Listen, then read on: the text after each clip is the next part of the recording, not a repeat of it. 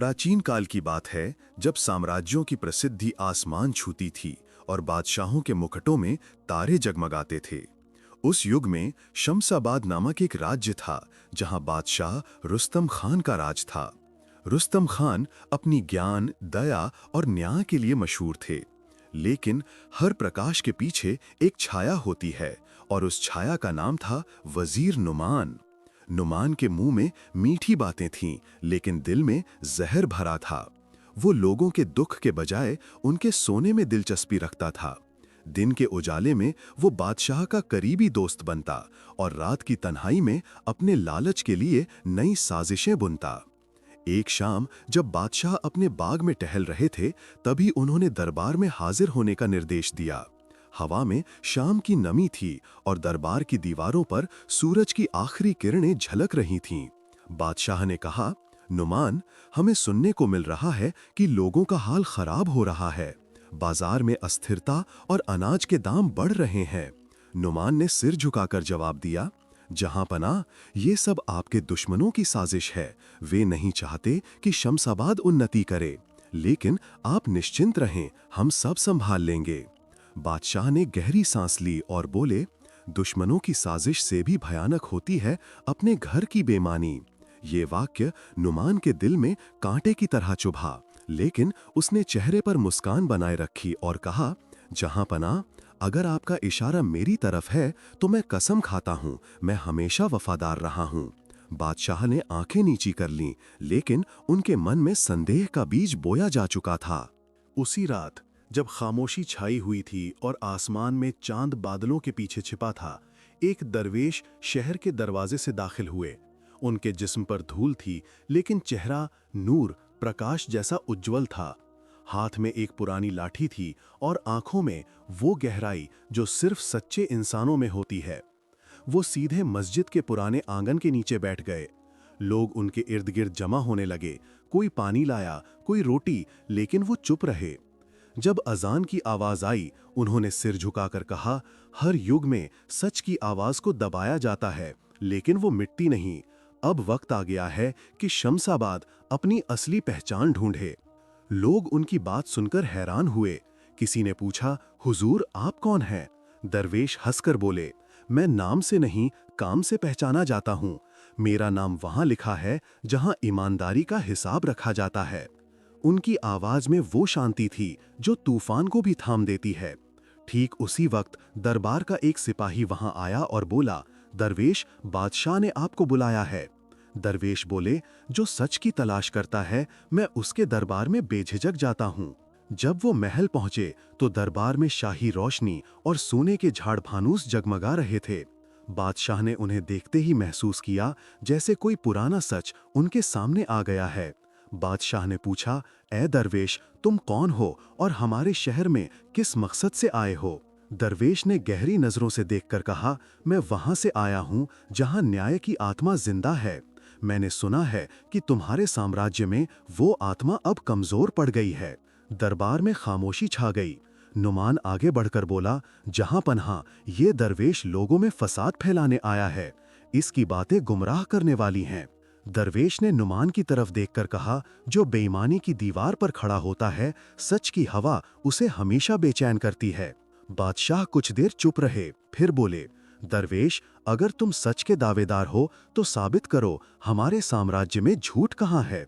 दरवेश बोले, जहां पन्हा, झूठ वहां पैदा होता है जहां ताकत का डर और दौलत का लालच एक साथ सांस लेते हैं। मैं कल तुम्हें उस झूठ का चेहरा दिखाऊंगा। बादशाह ने सिर हिलाया और दरबार खत्म हुआ। लेकिन उस रात कोई सो नहीं सका, न बादशाह, न वजीर और न वो दरवेश जो मस्जिद के आंगन के नीचे बैठकर आसमान की तरफ देख रहे थे। उन्होंने धीमी आवाज में कहा, हर युग में नुमान जैसे लोग होते हैं और हर बार एक रुस्तम खान को फैसला करना होता है कि वो किसका पक्ष लेगा, सच का या झूठ का।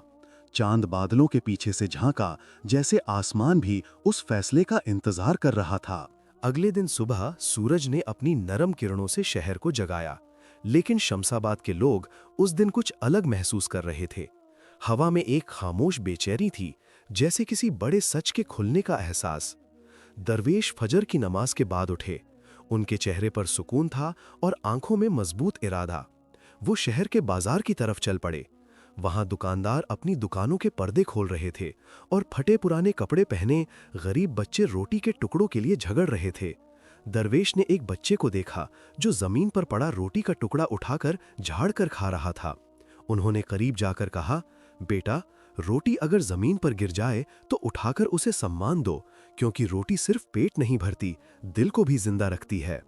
बच्चे ने मासूमियत से कहा, हुजूर, जब पेट खाली होता है तो सम्मान भी बेचना पड़ता है। दरवेश के होंठ कांप उठे। उन्होंने आसमान की तरफ देखकर बुदबुदाया, ऐ सच के मालिक, तेरी जमीन पर तेरे बंदे भूखे कांप रहे हैं और महल सोने से भरे हैं। ठीक उसी समय दरबार से एक घोषणा हुई, जहां पनाह, रुस्तम खान आज आम दरबार लगाएंगे ताकि हर कोई अपना दुख बता सके। लोगों में हलचल मच गई। दरवेश भीड़ के साथ दरबार की तरफ चल पड़े। जब वो पहुंचे तो बादशाह सोने के सिंहासन पर बैठे थे। उनके बगल में नुमान खड़ा था, चेहरे पर वही हंसी जो हमेशा किसी साजिश की तरफ इशारा करती थी। पहला आदमी आगे आया और बोला, जहां पनाह, बाजार में अनाज के दाम इतने बढ़ गए हैं कि गरीबों के चूल्हे बुझ गए हैं। दूसरा बोला, वजीर ने खजाने से ज़कात का पैसा रोक रखा है, कहता है ये बादशाह का हुक्म है। दरबार में शोर शुरू हो गया। रुस्तम खान का चेहरा सख्त हो गया। उन्होंने नुमान की तरफ देखकर कहा, क्या ये इल्जाम सच है? नुमान ने सीधा जवाब ना देते हुए सिर झुकाया और बोला, जहां पनाह, ये सब फसाद दरवेश की चाल है। वो लोगों को हमारे खिलाफ भड़का रहा है। दरवेश आगे बढ़े। उनकी चाल में शांति थी, लेकिन आवाज में वो ताकत थी जो झूठ को कांपने पर मजबूर कर दे। उन्होंने कहा, अगर मैं झूठा हूं तो तुम्हें हक है कि मुझे सजा दो, लेकिन पहले मुझे एक बार मौका दो ताकि मैं सच दिखा सकूं। बादशाह बोले, दरवेश, तुम्हें एक दिन का समय दिया जाता है। कल इस दरबार में अगर तुम सच साबित कर सके तो नुमान को सजा मिलेगी, अगर नहीं तो तुम्हारी जान जाएगी। दरवेश ने सिर झुकाया। जान भी उनकी और सच भी उनका। वो दरबार से निकलकर उस रात शहर के गरीब इलाकों में गए। उन्होंने देखा बच्चे भूखे सो रहे हैं और अमीरों के महलों से खुशबूदार खाने की महक आ रही है। वो एक दीवार की छाया में बैठे और आंखें बंद कर लीं, जैसे गहरी प्रार्थना में मग्न हो गए हों। रात लगभग आधी गुजर चुकी थी जब नुमान अपने खास कमरे में बैठकर शराब के प्याले में साजिश घोल रहा था। उसके एक नौकर ने पूछा, मालिक, अगर दरवेश ने सच साबित कर दिया? नुमान हंसा, सच भी मेरे कदमों में झुकेगा। मैंने अपने पापों को सोने में छिपा रखा है और सोना कभी सच नहीं बोलता। लेकिन ठीक तभी दरवाजे पर दस्तक हुई। नुमान ने गुस्से में पूछा, कौन है? दरवेश अंदर दाखिल हुए, बिना किसी डर या हिचकिचाहट के। नुमान उठ खड़ा हुआ। तुम यहां कैसे आए? दरवेश बोले, जो दरवाजे जुल्म से बंद किए जाते हैं वे सच की हवा से खुल जाते हैं। मैं तुमसे एक सवाल पूछने आया हूं। जब तुम अपने पापों को गिनते हो तो तुम्हारी धड़कन क्यों बढ़ जाती है? नुमान का चेहरा पीला पड़ गया। उसने तलवार की तरफ हाथ बढ़ाया। मुझे डराने आए हो? दरवेश हंसे, नहीं, तुम्हें याद दिलाने आया हूं कि जो अपने देश के लोगों को धोखा देता है उसकी नींद सबसे पहले छीन ली जाती है। नुमान चिल्लाया, जाओ यहां से, वरना तुम्हारी जान जाएगी। दरवेश बोले, जान तुम्हारा दान नहीं और मौत तुम्हारा हुक्म नहीं। वो चले गए, लेकिन जाते समय दरवाजे के पास कुछ छोड़ गए, एक पुरानी मिट्टी की डिबिया। सुबह जब नुमान जागा, उसने देखा डिबिया वहीं है। उसने उसे खोला और अंदर से कुछ अनाज के दाने निकले, लेकिन हर दाने पर अमानत गिरवी रखा हुआ लिखा था। नुमान का मुंह पीला पड़ गया। वो समझ गया कि उसका राज खुलने वाला है। दूसरी तरफ दरवेश ने फजर की नमाज पूरी करके कहा था, आज सच बोलेगा और झूठ अपने बोझ से खुद ही गिर जाएगा। जब दरबार लगा, लोग जमा हुए। दरवेश ने बादशाह के सामने वो मिट्टी की डिबिया रखी और बोले, जहां पनाह, ये वो अमानत है जिसे आपके वजीर ने आपसे और आपकी जनता से छिपाया था। नुमान कांपते हुए चिल्लाया, ये झूठ है। दरवेश बोले, अगर मैं झूठा हूं तो ये दाने बात करेंगे। उन्होंने डिबिया को जमीन पर उलट दिया। अनाज के दाने जमीन पर गिरे और पूरे दरबार ने देखा, हर दाने पर अब भी अमानत शब्द जगमगा रहा था। दरबार में खामोशी छा गई। बादशाह उठ खड़े हुए। उनकी आवाज गूंजी, नुमान, तुमने हमारे साम्राज्य की नींव बेईमानी से भर दी है। अब तुम्हारे लिए सिर्फ एक ही हुक्म है, न्याय। नुमान घुटनों के बल बैठ गया। जहां पनाह, दया कीजिए। दरवेश बोले, दया वहां होती है जहां तौबा सच्चा होता है, और तुम्हारी तौबा भी सोने के पीछे छिपी है। बादशाह ने तलवार उठाई, लेकिन दरवेश ने उनका हाथ थाम लिया। जहां पनाह, उसे मौत न दें, उसे जीने दें, ताकि हर सुबह उसका ज़मीर उसे सजा दे। बादशाह ने तलवार नीचे कर ली। नुमान रो पड़ा और दरवेश धीरे से मुड़ गए, जैसे उनका काम खत्म हो गया हो। लोगों ने पूछा, दरवेश अब आप कहाँ जाएंगे? उन्होंने कहा, जहां झूठ फिर सिर उठाएगा वहीं मेरे कदम पड़ेंगे। और वो भीड़ में गायब हो गए। सिर्फ उनके कपड़ों की धूल हवा में उड़ती रही, जैसे कोई रोशनी अपनी जगह छोड़कर अगली जरूरतमंद जमीन की तरफ चली गई हो। उस रात के बाद सुल्तान के महल में खामोशी की एक लंबी चादर बिछ गई। हवा की रफ्तार भी भारी हो गई। नूर आजाद अपने कमरे की दीवारों से बातें कर रहे थे, अपने पापों का बोझ महसूस कर रहे थे और शांति की तलाश कर रहे थे। लेकिन शांति सिर्फ उसी दिल में उतरती है जो सच के लिए खुला हो, झूठ के लिए नहीं। वजीर हारिस अपनी साजिश में और गहरे उतर गया था। उसने महल के आंगन में एक झूठी खबर फैला दी कि दरवेश असल में एक जादूगर है जो सुल्तान को अपने कब्जे में लेना चाहता है। ये बात जंगल की आग की तरह पूरे शहर में फैल गई। लोग हैरान थे। किसी ने कहा, उस दरवेश का तो नूर जैसा चेहरा था, उसके कदमों में शांति उतरती थी। और किसी ने कहा, नहीं, शायद वही सारे फितने, उपद्रव की जड़ है। दरवेश तब शहर के बाहरी हिस्से में एक पुराने खंडहर में इबादत में मग्न थे। रात की खामोशी में उनकी आवाज प्रार्थना की तरह आसमान तक उठती थी।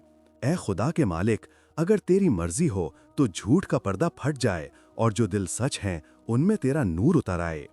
ठीक उसी समय नूर आजाद छिपकर वहां पहुंचे।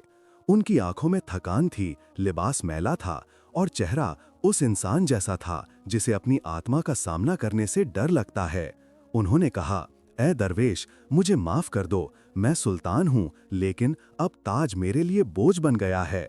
मेरी अदालत में न्याय मर चुका है और मेरे वजीर का जहर पूरे शहर में फैल चुका है। दरवेश ने उनकी तरफ देखा। ना कोई गुस्सा, ना कोई शिकायत, सिर्फ एक शीतल मुस्कान थी उनके चेहरे पर। वो बोले, सुल्तान, माफी वो चीज नहीं जो मुंह से मांगी जाती है। ये तभी मिलती है जब इंसान अपने दिल को पाक कर लेता है। अगर तुमने अपने पापों को पहचान लिया है तो समझ लो तुम्हारा सफर अब शुरू हुआ है। नूर आजाद बोले, लेकिन मैं क्या करूं? दरबार झूठे सलाहकारों से भरा है, शहर में अफवाहों का सैलाब है। अगर मैं तुम्हारी बात सुनूंगा तो लोग मुझे पागल कहेंगे। दरवेश ने अपनी आंखें आसमान की तरफ उठाईं। जिसे लोग पागल कहते हैं वो अक्सर हकीकत के सबसे करीब होता है। अगर तुम अपने दिल की पुकार सुनोगे तो तुम्हें किसी और की राय की जरूरत नहीं। सुल्तान की आंखों में आंसू आ गए। उन्होंने कहा, मैं चाहता हूं तुम मेरे साथ चलो मेरे दरबार में, ताकि सब तुम्हें देख सकें और जान सकें कि तुम ही सच हो। दरवेश ने धीमी आवाज में कहा, मैं तुम्हारे साथ जाऊंगा, लेकिन याद रखना सुल्तान, सच वहीं जाएगा जहां उसकी आजमाइश, परीक्षा लिखी होगी। अगली सुबह दरबार सजाया गया। दीवारों पर सोने की चमक थी, लेकिन हवा में डर की छाया थी। वजीर हारिस अपनी सोने की कुर्सी पर बैठा था। चेहरे पर नकाब जैसी हंसी थी। जब सुल्तान दरवेश को साथ लेकर पेश हुए तो पूरा दरबार एक लम्हे के लिए खामोश हो गया। हारिस बोला, जहां पनाह, ये वही आदमी है जिसने आपके साम्राज्य को खतरे में डाला है। इसके पास अजीब तावीज हैं और ये जादू से लोगों को काबू करता है। दरवेश में सिर झुकाया, कुछ नहीं कहा। सुल्तान की नजर दोनों के बीच घूमती रही। आखिरकार उन्होंने कहा, अगर ये जादूगर है तो इसके जादू की परीक्षा ली जाए। हारिस हंसा, ठीक कहा जहां पनाह, इसे शहर के बीचों बीच जलती हुई आग के सामने लाया जाए, और अगर ये सच में दरवेश है तो इसका खुदा इसे बचा लेगा। शहर में भीड़ जमा हो गई थी। आसमान में सूरज आग बनकर उतर रहा था। दरवेश को एक बड़े मैदान में लाया गया जहां लकड़ियों का ढेर जल रहा था। बच्चे, औरतें, बूढ़े सब देख रहे थे, कोई डर से, कोई हैरत से। हारिस ने ऊंची आवाज में कहा, अगर तुम्हारा खुदा सच है तो वो तुम्हें बचाए। दरवेश ने आंखें बंद की, हाथ आसमान की तरफ उठाए और एक वाक्य कहा, जिस पर मालिक की रहमत होती है उसे कोई आग जला नहीं सकती। अचानक हवा पलट गई। जलती आग पर बारिश की कुछ बूंदें पड़ीं, फिर जैसे पूरे आसमान से रहमत का सैलाब उतर आया। आग बुझ गई, भीड़ में खामोशी छा गई। लोग कांपते हुए एक दूसरे की तरफ देखने लगे। नूर आजाद हैरान होकर बोले, ये अल्लाह का निशानी है।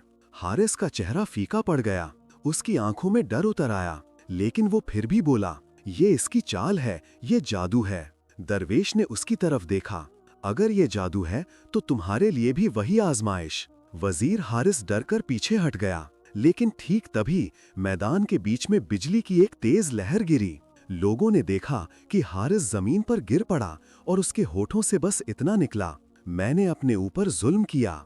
लोगों के मुंह पर खामोशी और आंखों में आंसू आ गए। दरवेश ने भीगी जमीन पर सजदा किया, तेरी रहमत हर झूठ पर गालिब है। सुल्तान नूर आजाद ने सिर झुकाया, उनकी आंखों से आंसू बह निकले। उन्होंने कहा, अब मैं अपने साम्राज्य का नहीं, अपने ज़मीर का राज चाहता हूँ। दरवेश बोले, अगर तुमने ये कह दिया है तो समझ लो तुम्हारा दिल अब जिंदा है। उस शाम जब सूरज रेगिस्तान की रेत में डूब रहा था, सुल्तान और दरवेश एक साथ महल से बाहर निकले। रास्ता लंबा था, लेकिन अब उनके मन हल्के थे। रेगिस्तान की हवा में एक अजीब खामोशी थी, जैसे जमीन और आसमान दोनों किसी गहरे सच के गवाह हों। सुल्तान नूर आजाद और दरवेश साथ साथ चल रहे थे, एक शाही लिबास में, दूसरा सादे कपड़ों में, लेकिन दोनों का दिल सच के रास्ते पर था। सूरज की किरणों में रेगिस्तान की रेत सोने की तरह चमक रही थी।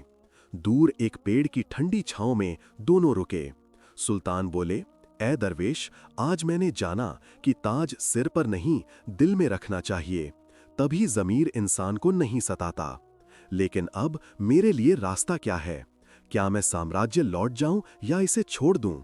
दरवेश हंसकर बोले, सुल्तान, जो ताज खुदा के डर के साथ पहना जाता है वो रहमत बन जाता है, और जो गुरूर के साथ पहना जाता है वो बद्दुआ। अगर तुमने अब अपना दिल पा लिया है तो तुम जहां भी जाओगे वहां शांति तुम्हारे साथ जाएगी। नूर आजाद ने रेत की तरफ देखा, जहां हवा माया की तरह घूम रही थी। उन्होंने कहा, लेकिन मेरी जनता ने झूठ सुना है, मेरा वजीर मर चुका है और मैं अब अकेला हूं। क्या मैं वो एतबार, विश्वास फिर से पा सकूंगा जो एक सुल्तान को मिलता है? दरवेश ने आंखें बंद कीं और बोले, एतबार मांगा नहीं जाता सुल्तान, वो सच से कमाया जाता है। जब तुम अपने साम्राज्य में सच को जिंदा रखोगे, तुम्हारी जनता खुद तुम्हारे पास लौट आएगी। झूठ के महल टूट जाते हैं, लेकिन सच की नींव हमेशा अटल रहती है। सुल्तान ने दरवेश की तरफ देखा, फिर बोले, आपकी बातें जहर की दवा हैं दरवेश, आपकी आवाज में वो शांति है जो मैंने अपने साम्राज्य में भी नहीं पाई। दरवेश ने हल्की मुस्कान के साथ कहा, सुल्तान, शांति महलों की दीवारों में नहीं, दिल की तन्हाई में मिलती है, और जो अपने दिल को पहचान लेता है वो खुदा को पहचान लेता है। रात का पर्दा उतर आया, आसमान में तारे ऐसे जल रहे थे जैसे किसी ने रेशमी कपड़े पर नूर की बूंदें बिखेर दी हों। दोनों एक पुरानी दरगाह की तरफ बढ़े। वहां दरवेश के कुछ साथी रहते थे। तस्बीह जपने की आवाज, दिए की रोशनी और इबादत का सुकून। दरवेश ने सुल्तान से कहा, आज रात तुम यहीं रहोगे, कल सुबह मैं तुम्हें तुम्हारे रास्ते की खबर दूंगा। उस रात सुल्तान ने पहली बार महल से दूर शांति से नींद ली। न सोने का बिस्तर, न खुशबूदार हवा, सिर्फ मिट्टी की सादगी और दरवेश की दुआ की छाया। सुबह की नमाज के बाद दरवेश बोले, सुल्तान, अब वक्त है कि तुम लौट जाओ, लेकिन याद रखना, तुम्हारे हाथ में अब तलवार नहीं, दुआ की ताकत होनी चाहिए। सुल्तान ने सिर झुकाया, आपकी बात मेरे लिए राह नुमा है, मैं अब वही नूर जो आपने मुझे दिखाया है। जब नूर आजाद महल लौटे तो लोग उन्हें देखकर फुसफुसाने लगे। किसी ने कहा, सुल्तान लौट आए हैं, किसी ने कहा वो अब पहले जैसे नहीं रहे। उनके चेहरे पर शांति थी, लेकिन आंखों में वो रोशनी थी जो तजुर्बे से पैदा होती है। दरबार फिर लगा, लेकिन इस बार न कोई तड़क भड़क थी, न कोई झूठी तालीम। सुल्तान ने दरबारियों से कहा, आज से साम्राज्य में कोई ऊंचा या नीचा नहीं रहेगा। जो मेहनत करेगा वही सम्मान पाएगा, और जो झूठ बोलेगा वो खुद अपने पाप में गिर जाएगा। लोगों ने सिर झुकाया। शहर में अमन चैन का माहौल फैल गया। और जो लोग पहले दरवेश को जादूगर कहते थे वे अब उन्हें रहमत का तोहफा कहने लगे। लेकिन दरवेश अब शहर में नहीं थे। वो रेगिस्तान के उसी कोने में लौट गए थे जहां से उनका सफर शुरू हुआ था। वहां वो फिर अकेले थे, लेकिन उनकी तन्हाई अब रहमत बन गई थी। कुछ महीने गुजर गए। एक शाम सुल्तान खुद वहां पहुंचे जहां दरवेश को आखिरी बार देखा गया था। उन्होंने आवाज दी, ए दरवेश, आपके बिना मेरा महल अधूरा लगता है। हवा ने जवाब दिया, सुल्तान, जो तुम्हारे दिल में बस गया है वो तुम्हारे पास ही है। मैं कहीं नहीं गया, सिर्फ तुम्हारा ज़मीर बन गया हूं। सुल्तान ने आंखें बंद कीं। उन्हें ऐसा महसूस हुआ जैसे कोई हाथ उनके दिल पर रखा गया हो, हल्का लेकिन रूह की गहराई में उतरने वाला। उन्होंने कहा, अगर आप मेरे ज़मीर बन गए हैं तो मैं अब कभी झूठ को पनाह नहीं दूंगा। रेगिस्तान की हवा हंसी और रेत पर दरवेश की छाया धीरे धीरे गायब हो गई। साल गुजर गए। नूर आजाद बूढ़े हो गए, लेकिन उनके साम्राज्य में अब भी शांति थी। लोग कहते थे, हमारे सुल्तान के दरबार में अब सच का हुक्म चलता है, क्योंकि उन्होंने अपने दिल में एक दरवेश को रखा है। एक रात जब सुल्तान की आत्मा ने जिस्म छोड़ा तो आसमान में हल्की रोशनी फैल गई। लोगों ने कहा, शायद दरवेश उन्हें लेने आए हैं। और सच में उस वक्त रेगिस्तान की रेत पर दो परछाइयां एक साथ चलती हुई देखी गईं। एक ताज पहने सुल्तान की, दूसरी सादगी पहने दरवेश की। दोनों की आवाजें हवा में गूंज रही थीं। जिस दिल में सच बसता है वहां खुदा खुद उतर आता है।